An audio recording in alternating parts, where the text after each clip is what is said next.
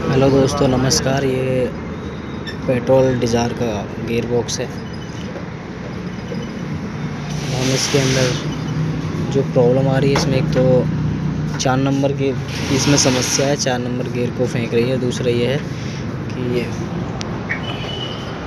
जो साइड है जहाँ एक्सल लगता है, इसे क्राउन बोलते हैं। तो इसमें कोई पार्ट इसका टूट गया है या फिर वो गिरारी टूट गई है, जिसकी वजह से एक्सल को ये बार बार बाहर की तरफ धकेल रही है।